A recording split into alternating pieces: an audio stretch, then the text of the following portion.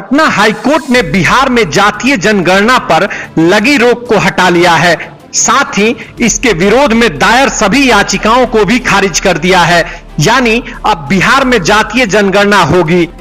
इस फैसले से केंद्र सरकार और बीजेपी की टेंशन बढ़ने वाली है, क्योंकि इंडिया बैनर वाला गोलबंद विपक्ष राष्ट्रीय जनगणना में जातियों की गिनती की मांग कर रहा है। हाल ही में राहुल गांधी, ममता बनर्जी, स्टालिन, मल्लिकार्जुन खड़गे समेत कई नेताओं ने इसके समर्थन में बयान दिए।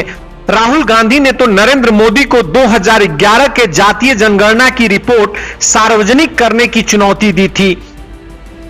तेजस्वी यादव और नीतीश कुमार ने बिहार में जातीय जनगणना कराकर इस मुद्दे को पहले ही हवा दे चुके हैं।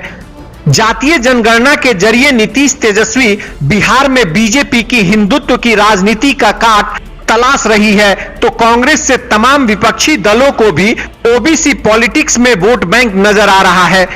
इसके तार जातियों के आरक्षण से भी जुड़े हैं। वैसे तो 1931 के बाद देश में कभी जातीय जनगणना नहीं हुई, मगर एनएसओ के सर्वे से अनुमान लगाया जाता रहा है कि भारत में अन्य पिछड़ा वर्ग यानी ओबीसी की आबादी 44.4% है। ज्यादातर देश की रीजनल पार्टियां की राजनीति का आधार जाति और भाषा है, इसलिए वह जातीय जाति की गिनती को अवसर के तौर पर मानते हैं।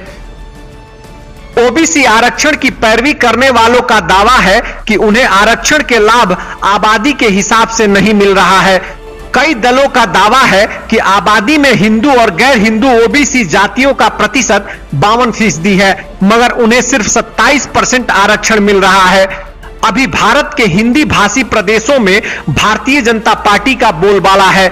दिसंबर 2022 तक देश की कुल 4126 विधानसभा सीटों में से 1394 बीजेपी के पास थी। लोकसभा की 303 सीटों पर भी उसका कब्जा है। ऐसा माना जाता है कि देश में 235 से 240 लोकसभा सीट पर जीत हार का निर्णय ओबीसी वोटरों के हाथ में है। इनमें से करीब 180 सीट हिंदी भाषी राज्यों में है। अगर 2024 के लोकसभा चुनाव से पहले जाति का जिन बाहर निकलता है तो ब्रांड मोदी को चुनौती दी जा सकती है। मध्य प्रदेश, राजस्थान और छत्तीसगढ़ के चुनाव में भाजपा की मुश्किल बढ़ जाएगी। बता दें कि 90 के दशक में मंडल बनाम कमंडल की लड़ाई काफी लंबी चली थी। बिहार, उत्तर प्रदेश, मध्य प्रदेश, हरियाणा में मंडल के नेताओं ने समाजवाद की छतरी के नीचे कई दशकों तक बारी बारी से राज किया। जातीय राजनीति इन क्षेत्रीय दलों को रास आ गई। मोदी युग आने के बाद राष्ट्रवाद और दक्षिणपंथी विचारधारा की आंधी चली तो मंडल की राजनीति धीरे धीरे हाशिए पर चली गई। इसके अलावा बीजेपी ने भी सोशल इंजीनियरिंग के जरिए पिछड़ी जातियों में पैठ बना ली। अभी आलम यह है कि बीजेपी शासित अधिकतर राज्यों में पिछड़ी जाति के नेता पार्टी का नेतृत्व कर रहे हैं। केंद्रीय राजनीति में भी ओबीसी नेताओं को तरजीह दी गई। ऐसे भी विपक्ष को उम्मीद है कि जातीय जनगणना और ओबीसी आरक्षण का मुद्दा बीजेपी के पक्ष में बने माहौल को तोड़ सकता है।